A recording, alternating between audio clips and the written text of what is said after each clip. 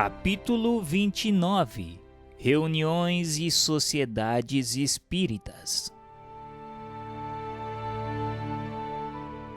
As reuniões espíritas podem ter grandes vantagens quando permitem se esclarecer pela troca recíproca de pensamentos, pelas perguntas e anotações que cada um pode fazer e das quais todo mundo aproveita.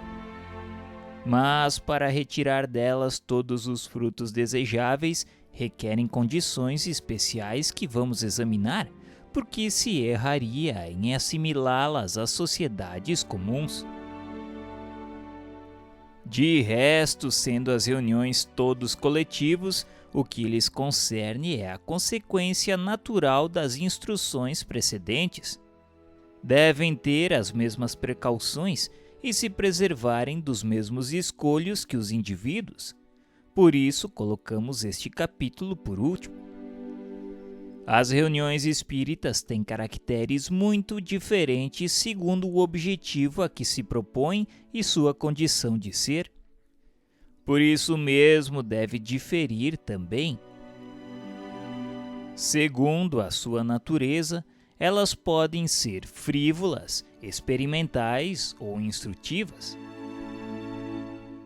As reuniões frívolas se compõem de pessoas que não veem senão o lado divertido das manifestações, que se divertem com os gracejos dos espíritos levianos muito curiosos com essas espécies de assembleias, onde têm toda a liberdade para se exibirem e nas quais não faltam. É aí que se perguntam todas as espécies de banalidade, que se faz ler a boa sorte pelos espíritos, que se coloca a sua perspicácia à prova para adivinhar a idade, o que se tem no bolso, desvendar os pequenos segredos e mil outras coisas dessa importância.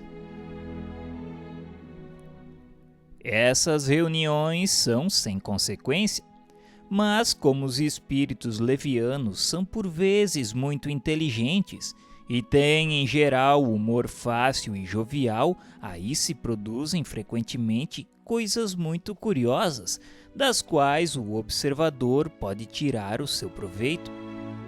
Aquele que não tivesse visto senão isso e julgasse o mundo dos espíritos segundo essa amostra, se faria uma ideia tão falsa como aquele que julgasse toda a sociedade de uma grande cidade pela de certos quarteirões. O simples bom senso diz que os espíritos elevados não podem vir em tais reuniões, onde os espectadores não são mais sérios do que os atores. Se se quer ocupar com coisas fúteis, é preciso francamente chamar os espíritos levianos como se chamariam os palhaços para divertirem uma sociedade. Mas haveria profanação em, para elas, convidar nomes veneráveis, misturar o sagrado com o profano. As reuniões experimentais têm mais especialmente por objeto a produção de manifestações físicas. Para muitas pessoas é um espetáculo mais curioso do que instrutivo.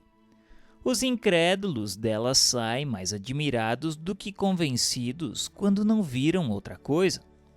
E todo o seu pensamento gira em torno da procura dos artifícios, porque não se apercebendo de nada, supõem naturalmente subterfúgios.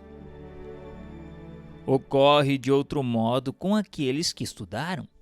Compreendem primeiro a possibilidade, e os fatos positivos determinam em seguida ou completam sua convicção. Se houver subterfúgios, eles mesmos descobrirão. Não obstante isso, essas espécies de experimentações têm uma utilidade que ninguém poderia desconhecer, porque foram elas que fizeram descobrir as leis que regem o mundo invisível e, para muita gente sem contradita, são um poderoso motivo de convicção. mas sustentamos que apenas elas não podem mais iniciar na ciência espírita do que a visão de um engenhoso mecanismo não pode fazer conhecer a mecânica, se não se lhe conhece as leis. Contudo, se forem dirigidas com método e prudência, obterão resultados bem melhores. Voltaremos daqui a pouco a esse assunto. As reuniões instrutivas têm outro caráter e, como são aquelas onde se pode aurir o verdadeiro ensinamento, insistiremos antes sobre as condições que devem preencher. A primeira de todas é permanecerem sérias em toda a acepção da palavra. É preciso bem se persuadir de que os espíritos aos quais se quer dirigir são de uma natureza toda especial, que o sublime, não podendo se aliar ao trivial, nem ao bem como ao mal, se quer obter boas coisas, é preciso se dirigir aos bons espíritos. Mas não basta chamar os bons espíritos, é necessário, como condição expressa, estar nas condições propícias para que eles queiram vir. Ora, os espíritos superiores não virão mais às assembleias de homens levianos e superficiais do que teriam vindo quando vivos. Uma sociedade não é verdadeiramente séria senão com a condição de se ocupar de coisas úteis, com a exclusão de todas as outras. Se aspira a obter fenômenos extraordinários por curiosidade ou passatempo, os espíritos que os produzem poderão vir, mas os outros se irão. Em uma palavra, qualquer que seja o caráter de uma reunião, ela encontrará sempre espíritos dispostos a secundarem suas tendências. Uma reunião séria se afasta, pois, do seu objetivo, se troca o ensinamento pelo divertimento. As manifestações físicas, como dissemos, têm sua utilidade, que aqueles que querem ver busquem as reuniões experimentais, que aqueles que querem compreender busquem então as reuniões de estudo. Será assim que uns e outros poderão completar sua instrução espírita, como no estudo da medicina uns vão para os cursos e outros para a clínica. A instrução espírita não compreende apenas o ensinamento moral dado pelos espíritos, mas também o estudo dos fatos. A ela incumbe a teoria de todos os fenômenos, a procura das causas e, como consequência, a constatação do que é possível e do que não o é. Em uma palavra, a observação de tudo o que pode fazer avançar a ciência. Ora, seria enganar-se crendo que os fatos estejam limitados aos fenômenos extraordinários, que apenas os que ferem mais os sentidos sejam dignos de atenção. São encontrados a cada passo nas comunicações inteligentes e que os homens reunidos para o estudo não poderiam negligenciar. Esses fatos, que seria impossível enumerar, surgem de uma multidão de circunstâncias fortuitas. Embora menos salientes, não deixam de ser do mais alto interesse para o observador, que neles encontra ou a confirmação de um princípio conhecido ou a revelação de um princípio novo que o faz penetrar mais adiante nos mistérios do mundo invisível. Está também aí a filosofia.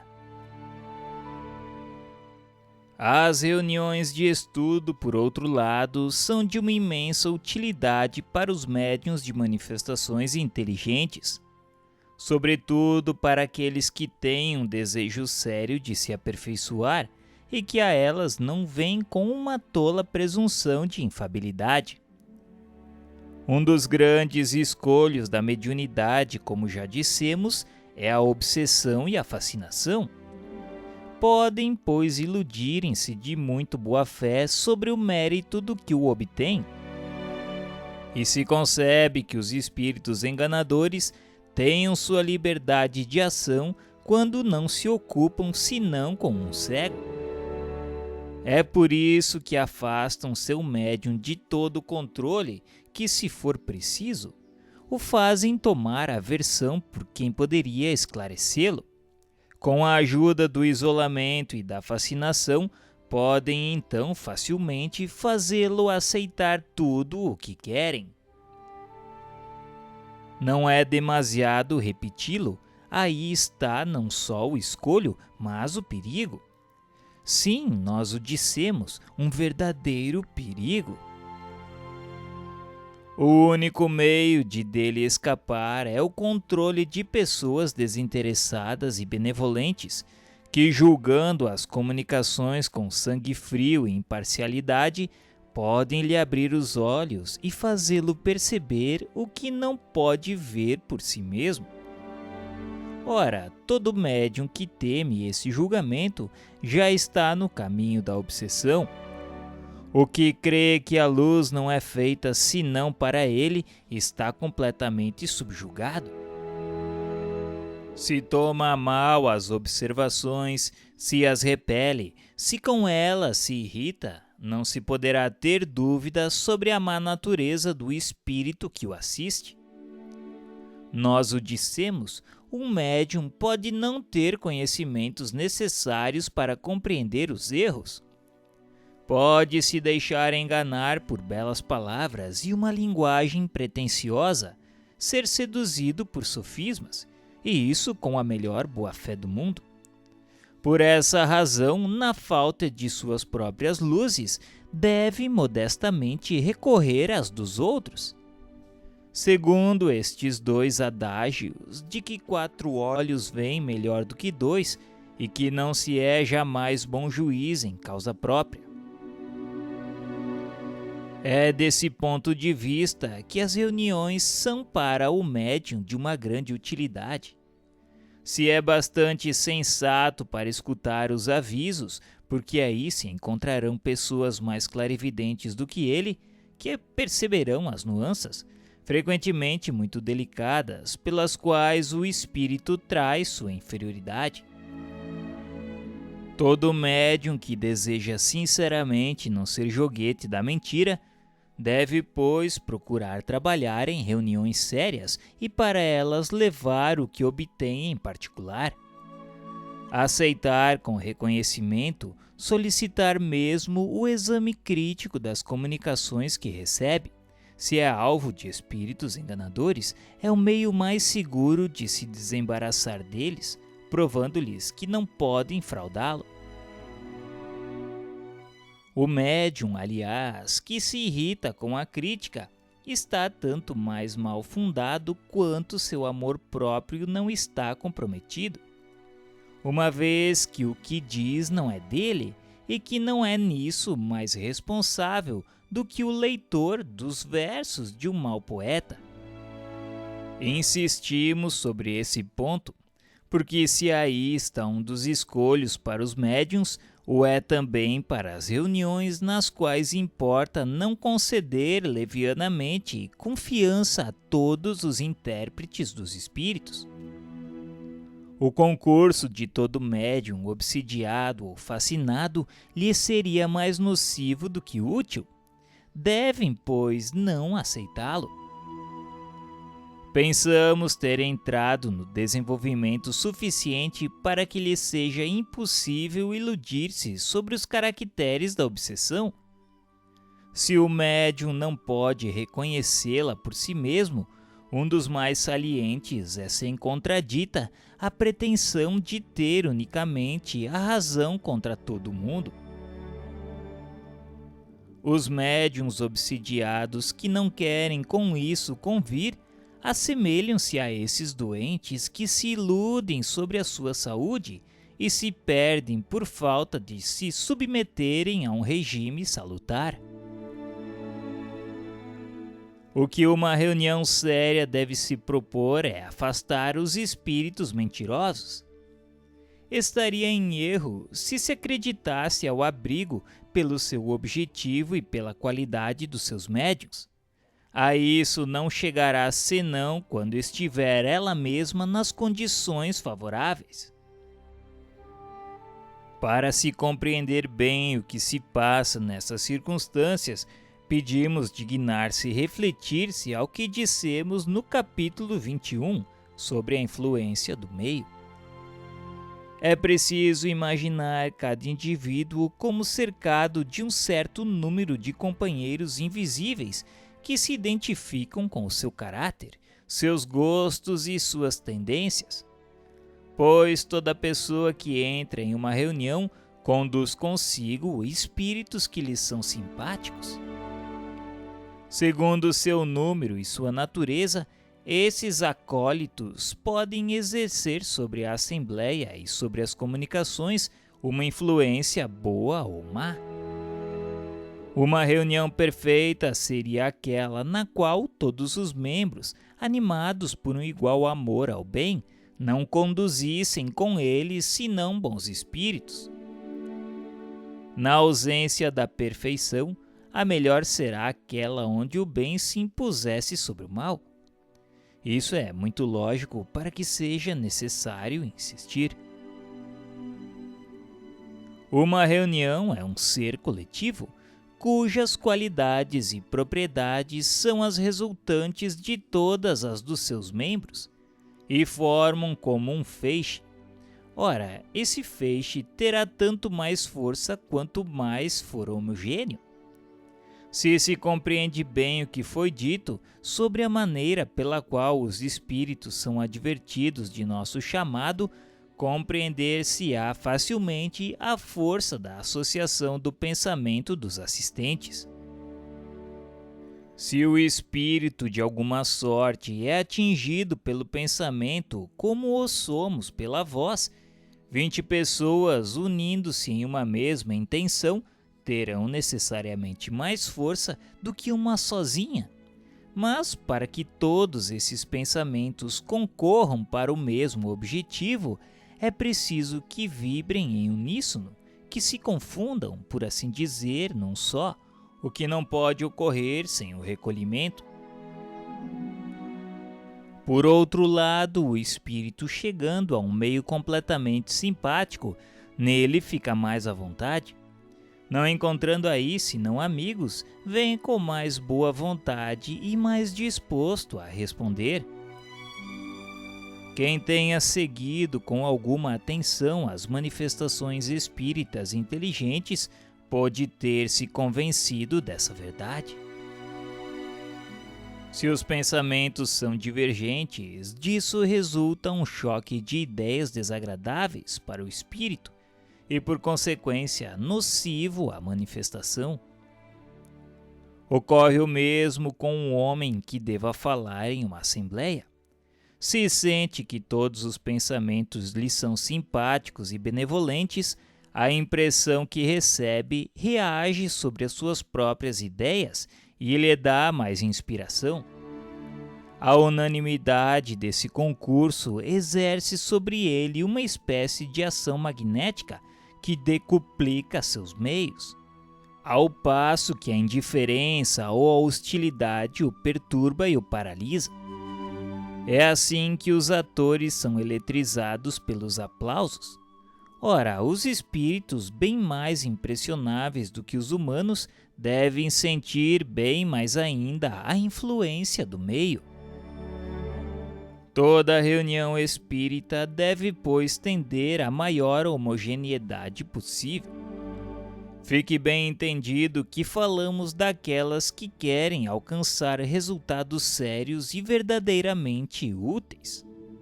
Se se quer simplesmente obter comunicações mesmo assim, sem se inquietar com a qualidade daqueles que as dão, é evidente que todas essas preocupações não são necessárias. Mas então não se pode queixar da qualidade do produto. O recolhimento e a comunhão de pensamentos, sendo as condições essenciais de toda reunião séria, compreende-se que o maior número de assistentes deve ser uma das causas, as mais contrárias à homogeneidade. Não há certamente nenhum limite absoluto a esse número e se concebe que 100 pessoas suficientemente recolhidas e atentas estarão em condições melhores do que 10 que estivessem distraídas e barulhentas. Mas é evidente que quanto maior é o número, mais essas condições são difíceis de serem preenchidas. Aliás, é um fato provado pela experiência que os pequenos círculos íntimos são sempre mais favoráveis às belas comunicações, e isso pelos motivos que desenvolvemos. Há ainda um outro ponto que não é menos necessário: a regularidade das reuniões. Em todas há sempre espíritos que se poderia chamar de habituais, e não entendemos por isso esses espíritos que se acham por toda a parte e se misturam com tudo.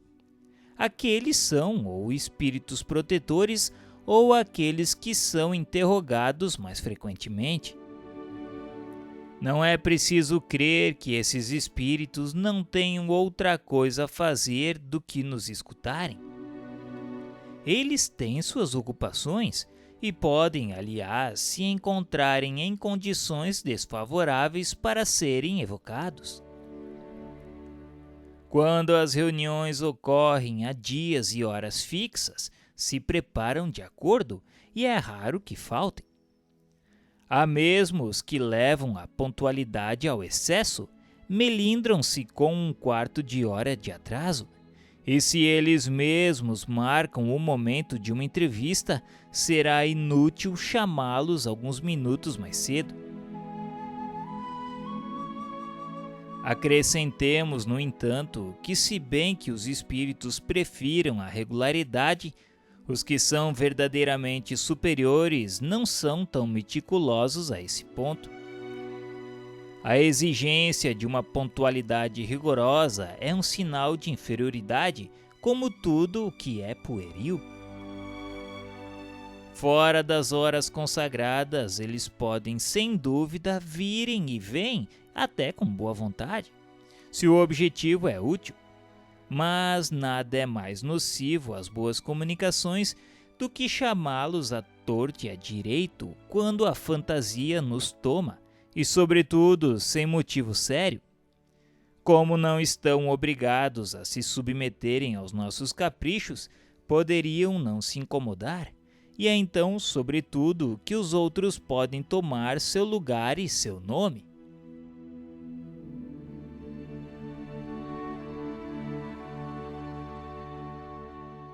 Tudo o que dissemos sobre as reuniões em geral se aplica naturalmente às sociedades regularmente constituídas. Estas, entretanto, têm que lutar contra algumas dificuldades especiais que nascem do próprio laço que une os membros. Tendo sido várias vezes perguntados sobre a sua organização, as informações nós as resumiremos aqui em algumas palavras. O espiritismo, que apenas acaba de nascer, é ainda muito diversamente apreciado, muito pouco compreendido em sua essência por um grande número de adeptos, para oferecer um laço poderoso entre os membros do que se poderia chamar de uma associação. Esse laço não pode existir senão entre aqueles que lhe veem o objetivo moral, o compreendem e o aplicam a si mesmos. Entre os que nele não veem senão fatos mais ou menos curiosos, não poderia haver um laço sério, colocando os fatos acima dos princípios. Uma simples divergência na maneira de apreciá-los pode dividi-los. Não ocorre o mesmo com os primeiros, porque sobre a questão moral não podem existir duas maneiras de ver. Também há que se notar que por toda a parte onde se encontrem uma confiança recíproca, os atrai uns aos outros. A benevolência mútua que reina entre eles afasta o embaraço e o constrangimento que nascem da suscetibilidade, do orgulho que se melindra com a menor contradição, do egoísmo que refere tudo a si. Uma sociedade onde tais sentimentos reinassem sem divisão, onde seus membros se reunissem com o objetivo de virem se instruir com os ensinamentos dos espíritos e não na esperança de verem coisas mais ou menos interessantes ou para fazerem prevalecer sua opinião. Uma tal sociedade, dizemos, seria não só viável, mas indissolúvel. A dificuldade de reunir ainda numerosos elementos homogêneos, desde o ponto de vista, leva a dizer que, no interesse dos estudos e para o bem da própria coisa, as reuniões espíritas devem visar em se multiplicarem em pequenos grupos, antes que procurarem se constituírem em grandes aglomerações. Esses grupos, correspondendo-se entre si, visitando-se, permutando suas observações, podem, desde o presente, formarem o núcleo da grande família espírita, que congregará um dia todas as opiniões e unirá os homens num mesmo sentimento de fraternidade, selado pela caridade cristã. Já vimos de qual importância é a uniformidade de sentimentos para a obtenção de bons resultados. Essa uniformidade será tanto mais difícil de se obter quanto o número for maior. Nas pequenas reuniões, conhece-se melhor, se está mais seguro dos elementos que aí se introduzem. O silêncio e o recolhimento são mais fáceis e tudo se passa como em família. As grandes assembleias excluem a intimidade pela variedade dos elementos dos quais se compõem. Exigem locais especiais, recursos pecuniários e um aparelho administrativo inútil nos pequenos grupos. A divergência de caracteres, de ideias, de opiniões aí se desenha melhor e oferece aos espíritos trapalhões mais facilidade para semearem a discórdia. Quanto mais a reunião é numerosa, tanto mais é difícil contentar todo mundo. Cada um gostaria que os trabalhos fossem dirigidos ao seu gosto, que se ocupassem de preferência com os assuntos que mais lhe interessam. Alguns creem que o título de sócio lhes dá o direito de imporem sua maneira de ver. Daí surgem as divergências. Uma causa de mal-estar que traz cedo ou tarde a desunião, depois a dissolução. Sorte de todas as sociedades da qual sejam o objeto. As pequenas seções não estão sujeitas às mesmas flutuações. A queda de uma grande sociedade seria um revés aparente para a causa do espiritismo, e seus inimigos não deixariam de se prevalecer disso. A dissolução de um pequeno grupo passa desapercebida, e aliás, sem um se dispersa, 20 outros se formam ao lado. Ora, 20 grupos de 15 a 20 pessoas obterão mais e farão mais pela propagação do que uma assembleia de 300 a 400 pessoas. Dir-se-á sem dúvida que os membros de uma sociedade que agissem como acabamos de dizer não seriam verdadeiros espíritas, uma vez que o primeiro dever que a doutrina impõe é a caridade e a benevolência. E isso é perfeitamente justo. Também aqueles que pensam assim são espíritas antes de nome do que de fato. Não pertencem seguramente à terceira categoria. Mas quem diz que esses sejam mesmos espíritas quaisquer? Aqui se apresenta uma consideração que não deixa de ter gravidade. Não nos esqueçamos de que o espiritismo tem inimigos interessados em lhe fazer frente, e o que vem esses sucessos com despeito. Os mais perigosos não são os que atacam abertamente, mas os que agem nas sombras. Estes o acariciam com uma mão e o difamam com a outra. Esses seres malfazejos se insinuam por toda parte onde esperam fazer o mal. Como sabem que a união é uma força, procuram destruí-la lançando fogueiras de discórdia. Quem diz, pois, que aqueles que nas reuniões semeiam a perturbação e a cisânia não sejam agentes provocadores interessados na desordem? Infalivelmente não são nem verdadeiros e nem bons espíritas. Não podem jamais fazer o bem e podem fazer muito mal.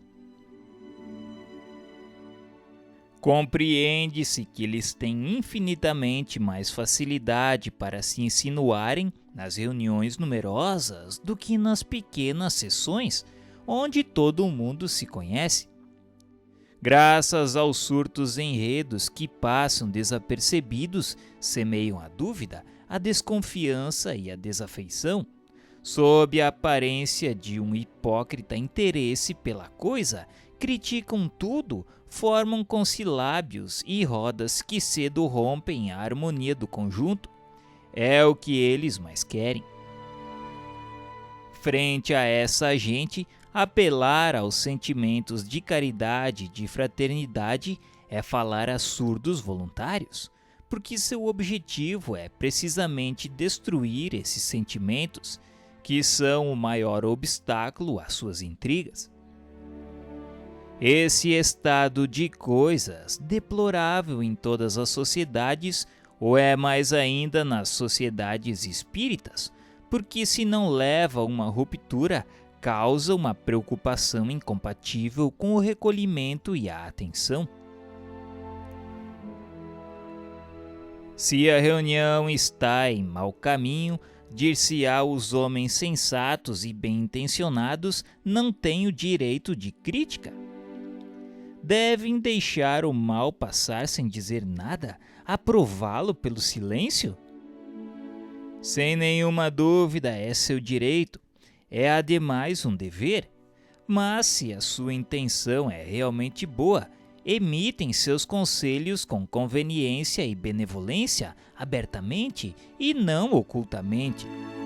Se não são seguidos, se retiram, porque não se conceberia que aquele que não tivesse nenhuma segunda intenção se obstinasse em permanecer numa sociedade onde se fizessem coisas que não lhe conviessem.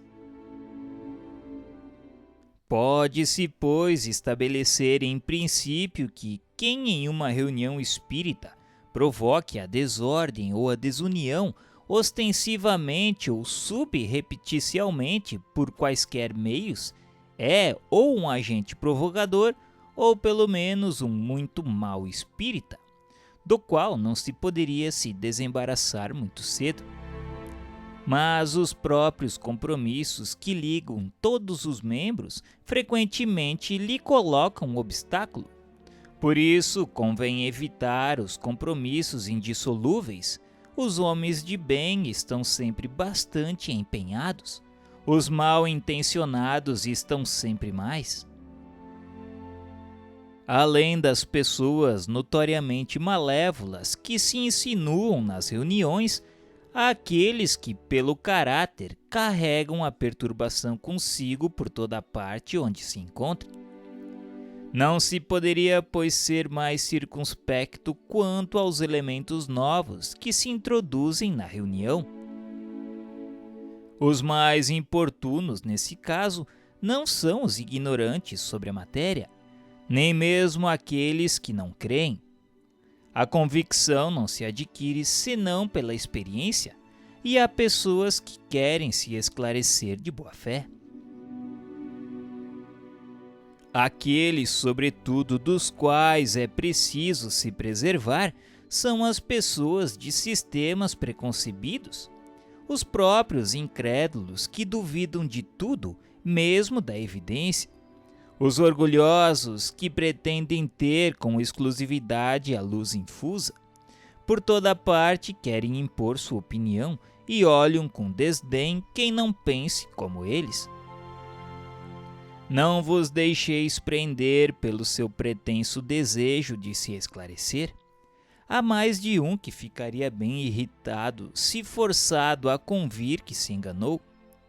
Guardai-vos, sobretudo, desses peroradores insípidos que querem sempre ter a última palavra, e daqueles que não se comprazem senão na contradição.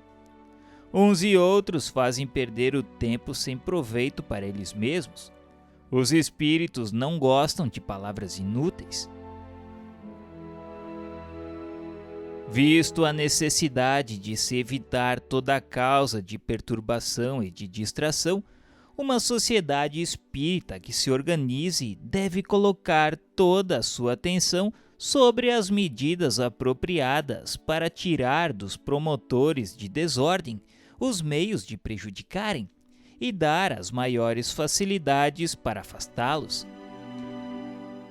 As pequenas reuniões não têm necessidade senão de um regimento disciplinar muito simples para a ordem das sessões.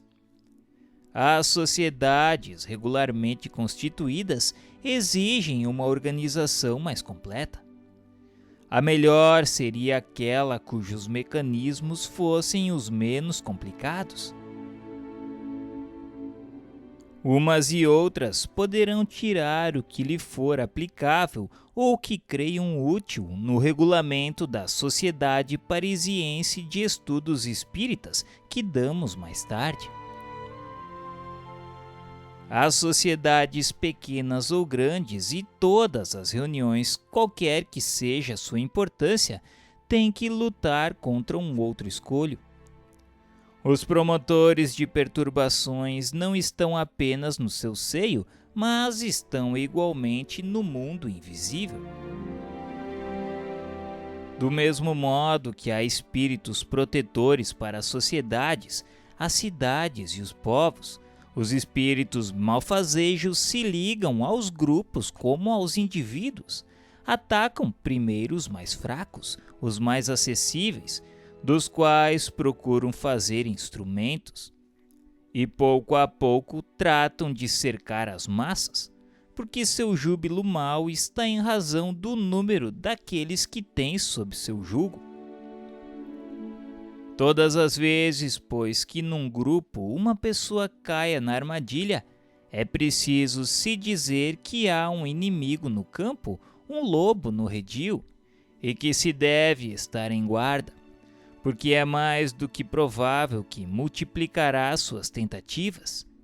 Se ele não é desencorajado por uma resistência enérgica, a obsessão vem então como um mal contagioso que se manifesta nos médiuns pela perturbação da mediunidade e nos outros pela hostilidade de sentimentos, a perversão do senso moral e a perturbação da harmonia. Como o mais poderoso antídoto desse veneno é a caridade que procuram sufocar. Não é preciso, pois, esperar que o mal se torne incurável para dar-lhe remédio. Não é necessário mesmo esperar os primeiros sintomas, sobretudo é preciso dedicar-se em preveni-lo.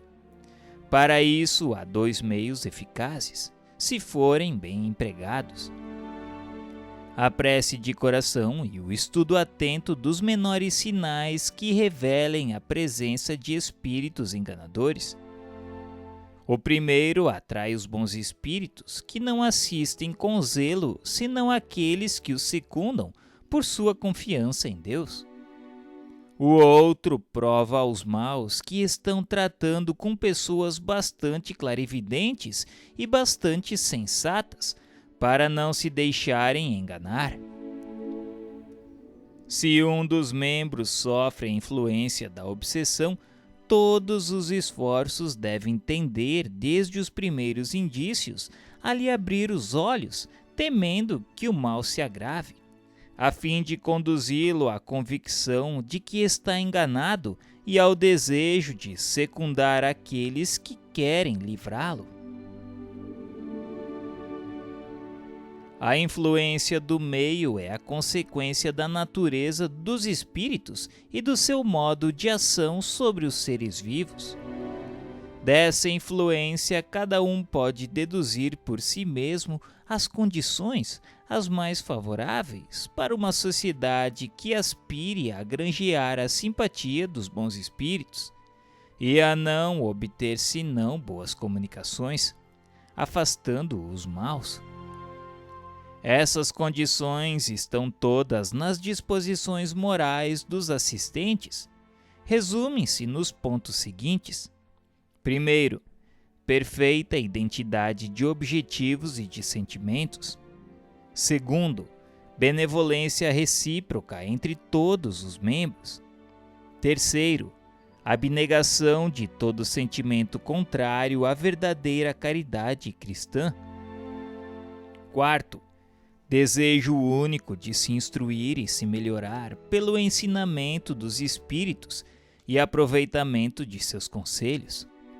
Quem está persuadido de que os espíritos superiores se manifestam em vista de nos fazer progredir e não para o nosso prazer, compreenderá que devem se afastar daqueles que se limitam a admirar seu estilo sem deles retirar nenhum fruto, e que não tomam o atrativo das sessões senão pelo menor ou maior interesse que elas ofereçam segundo seus gostos particulares.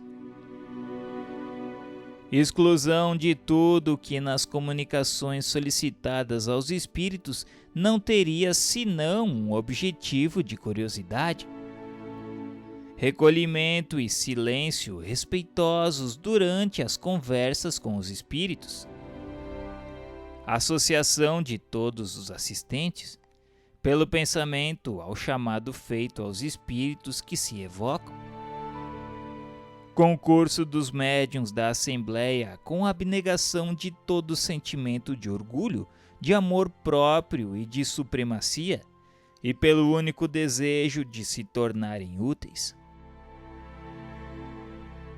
Mas então essas condições serão tão difíceis de preencher que não se possa encontrá-las?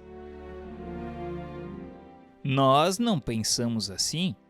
Pelo contrário, esperamos que as reuniões verdadeiramente sérias, como já existem em diversas localidades, se multipliquem e não hesitamos em dizer que será a elas que o Espiritismo deverá sua mais poderosa propagação.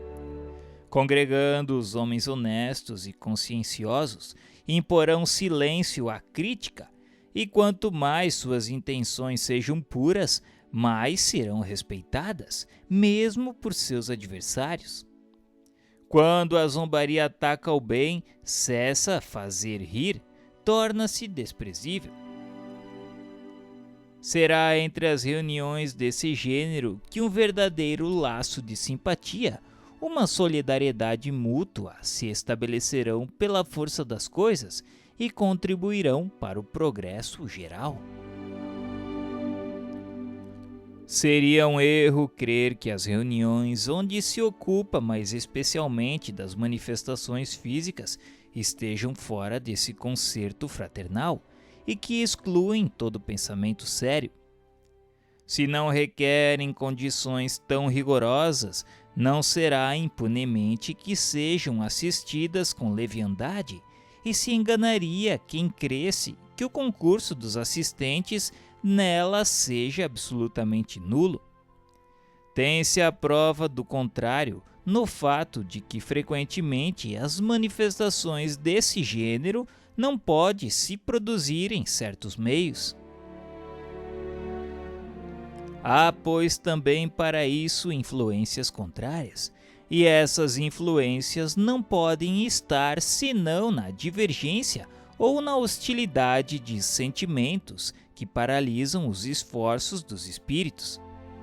As manifestações físicas, como dissemos, têm uma grande utilidade. Abrem um vasto campo ao observador, porque é toda uma ordem de fenômenos insólidos que se desenrola aos seus olhos e cujas consequências são incalculáveis. Uma assembleia pode, pois, ocupar-se com objetivos muito sérios, mas não poderia atingi-los, seja como estudo, seja como meio de convicção, se não se coloca em condições favoráveis. A primeira de todas é não a fé dos assistentes, mas seu desejo de se esclarecerem sem prevenção, sem ideia preconcebida de rejeitar mesmo a evidência. A segunda é a restrição do seu número para evitar a mistura de elementos heterogêneos. Se as manifestações físicas são produzidas em geral por espíritos menos avançados, não deixam de ter um objetivo providencial, e os bons espíritos as favorecem todas as vezes que podem ter um resultado útil. Assuntos de estudo. Quando forem evocados parentes e amigos, alguns personagens célebres para comparar suas opiniões de além-túmulo com as que tiveram em sua vida, frequentemente fica-se embaraçado para alimentar as conversas sem que se caia nas banalidades e nas futilidades. Muitas pessoas pensam, por outro lado, que o livro dos Espíritos esgotou a série de perguntas de moral e de filosofia. É um erro. Por isso, é talvez útil indicar a fonte de onde se pode tirar assuntos de estudo, por assim dizer, ilimitados. Se a evocação de homens ilustres, de espíritos superiores, é eminentemente útil pelo ensinamento que nos dão, a dos espíritos vulgares não o é menos, se bem que sejam incapazes de resolver as questões de alta importância. Pela sua inferioridade, eles se pintam a si mesmos, e quanto menos a distância que os separa de nós é grande, mais neles encontramos relações com a nossa própria situação, sem contar que nos oferecem com frequência traços característicos do mais alto interesse, como explicamos acima, falando da utilidade das evocações particulares. São, pois, uma mina inesgotável de observações, não tomando mesmo senão os homens cuja vida apresente alguma particularidade sob o aspecto do gênero de morte, da idade, das boas ou más qualidades, de sua posição feliz ou infeliz sobre a terra, dos hábitos, do estado mental e etc. Com os espíritos elevados, o quadro de estudo se alarga. Além das questões psicológicas que têm um limite, pode-se propor-lhes uma multidão de problemas morais que se estendem ao infinito em todas as posições de vida. Sobre a melhor conduta a se ter em tal ou tal circunstância dada, sobre nossos deveres recíprocos e etc. O valor da instrução que se recebe sobre um assunto qualquer, moral, histórico, filosófico ou científico, depende inteiramente do estado do espírito que se interroga, e cabe a nós julgá-lo. Além das evocações propriamente ditas, os ditados espontâneos oferecem assuntos de estudo ao infinito. Consistem em esperar o estudo que apraz aos espíritos tratarem. Vários médiuns podem, nesse caso, trabalhar simultaneamente. Algumas vezes pode-se chamar um espírito determinado, o mais ordinariamente se esperam aqueles que queiram se apresentar, e frequentemente eles vêm da maneira mais imprevista. Esses ditados podem em seguida dar lugar a uma multidão de perguntas cujo tema se encontra assim todo preparado. Devem ser comentados com cuidado para se estudar todos os pensamentos que encerram e julgar se trazem consigo um cunho de verdade. Esse exame, feito com severidade é, como dissemos, a melhor garantia contra a intrusão de espíritos enganadores. Por esse motivo, assim como para a instrução de todos, poderá ser dado conhecimento das comunicações obtidas fora da reunião. Há aí, como se vê, uma fonte inesgotável de elementos eminentemente sérios e instrutivos. As ocupações de cada sessão podem ser reguladas assim como segue. Primeiro, leitura das comunicações espíritas obtidas na última sessão, passadas a limpo. Segundo, relatórios diversos, correspondência, leitura das comunicações obtidas fora das sessões, relação de fatos interessando ao espiritismo. Terceiro, trabalhos de estudo, ditados espontâneos, perguntas diversas e problemas morais propostos aos espíritos, evocações. Quarto, conferência, exame crítico e analítico das diversas comunicações, discussão sobre os diferentes pontos da ciência espírita. Os grupos nascentes são algumas vezes tolhidos em seus trabalhos por falta de médiuns. Os médiuns seguramente são um dos elementos essenciais nas reuniões espíritas, mas não são o elemento indispensável. E haveria erro em crer que, com a sua falta, nelas nada haveria a fazer. Sem dúvida, aqueles que não se reunissem senão com o objetivo de experimentação não poderiam fazer mais sem médiuns do que os músicos em um concerto sem instrumentos. Mas os que têm em vista o estudo sério têm 1000 motivos de ocupação tão úteis e proveitosos como se pudessem operar por si mesmos. Aliás, as reuniões que têm médiuns podem acidentalmente encontrarem-se sem eles e seria deplorável que crescem, nesse caso, nada mais ter a fazer do que retirar-se.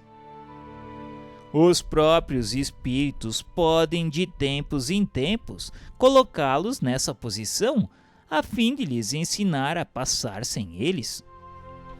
Diremos mais que é necessário, para aproveitar seus ensinamentos, consagrar um certo tempo para meditá-los.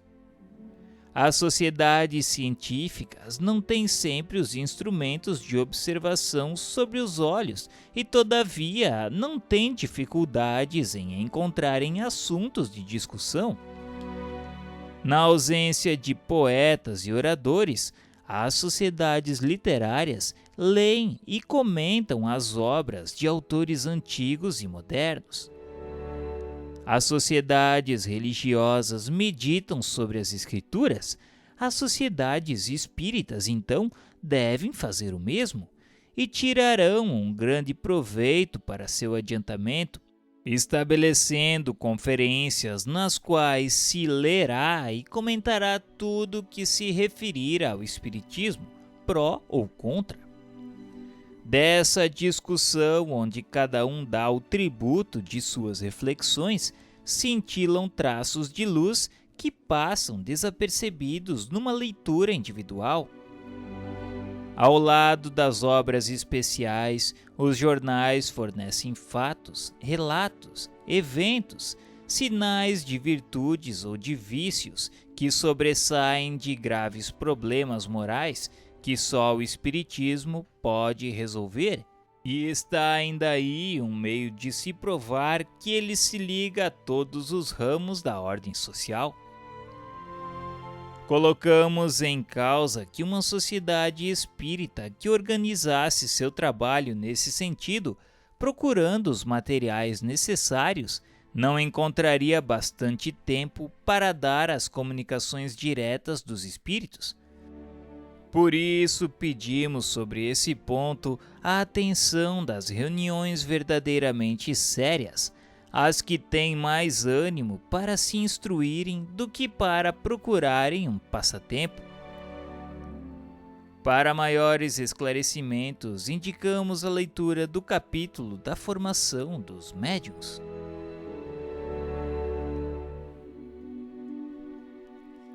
Rivalidade entre as sociedades. As reuniões que se ocupem exclusivamente das comunicações inteligentes e as que se dedicam ao estudo das manifestações físicas têm cada uma a sua missão. Nenhumas nem outras estariam no verdadeiro espírito do espiritismo se se olhassem mal, e aquela que atirasse a primeira pedra na outra provaria só com isso a má influência que a domina. Todas devem concorrer, embora por caminhos diferentes, ao objetivo comum, que é a procura e a propagação da verdade. Seu antagonismo, que não seria senão um efeito do orgulho superexcitado fornecendo armas aos detratores, não poderia senão prejudicar a causa que pretendem defender. Estas últimas reflexões se aplicam igualmente a todos os grupos que possam diferir sobre alguns pontos da doutrina. Como dissemos no capítulo das contradições, essas divergências não incidem na maior parte do tempo, senão sobre os acessórios, frequentemente mesmo sobre simples palavras. Haveria, pois, puerilidade em permanecer à parte, porque não se pensa exatamente do mesmo modo. Haveria pior do que isso se os diferentes grupos ou sociedades de uma cidade se olhassem com inveja. Compreende-se a inveja entre pessoas que se fazem concorrência e podem chegar a um prejuízo material. Mas quando não há especulação, a inveja não pode ser senão uma mesquinha rivalidade do amor próprio. Como, em definitivo, não há sociedade que possa reunir em seu seio todos os adeptos, as que estão animadas de um verdadeiro desejo de propagar a verdade, cujo objetivo é unicamente moral, devem ver com prazer multiplicarem-se as reuniões. E se houver concorrência entre elas, deve ser para que façam mais o bem. As que pretendam estar com a verdade com exclusão das outras, devem prová-lo tomando por divisa amor e caridade, porque tal é a de todo verdadeiro espírita. E se querem se prevalecer da superioridade dos espíritos que as assistem, que o provem pela superioridade dos ensinamentos que recebem e pela aplicação que fazem deles em si mesmas. Aí está um critério infalível para distinguir as que estão no melhor caminho.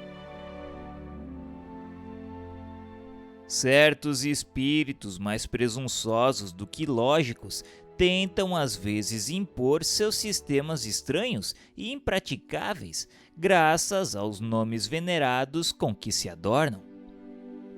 O bom senso logo faz justiça a essas utopias, mas até lá elas podem semear a dúvida e a incerteza entre os adeptos. Daí, frequentemente, uma causa de divergência momentânea.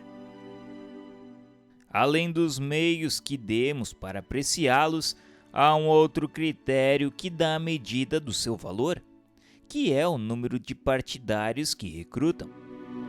A razão diz que o sistema que encontra mais eco nas massas deve estar mais perto da verdade do que aquele que é repelido pela maioria e vê suas fileiras diminuírem. Tende também por certo que os espíritos que recusam a discussão dos seus ensinamentos é porque ele conhece a fraqueza. Se o espiritismo deve, assim como está anunciado, ocasionar a transformação da humanidade, isso não pode ocorrer senão pelo melhoramento das massas, a qual não chegará gradualmente e pouco a pouco, senão pelo melhoramento dos indivíduos.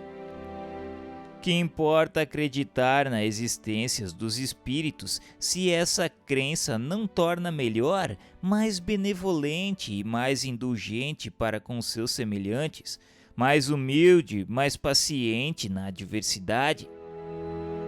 Que serve ao avaro ser espírita se é sempre avaro, ao orgulhoso se ele é sempre pleno de si mesmo, ao invejoso se é sempre invejoso?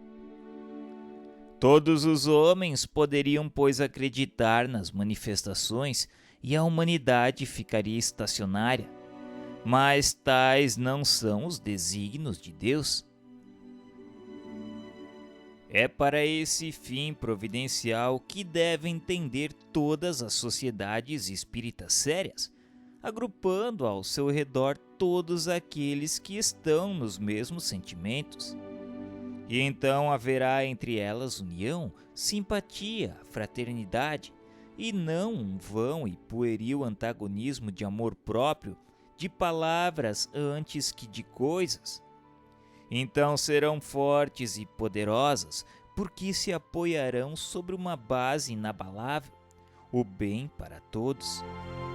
Então elas serão respeitadas e imporão silêncio à tola zombaria, porque elas falarão em nome da moral evangélica respeitada por todos. Tal é a senda na qual temos nos esforçado para fazer entrar o Espiritismo.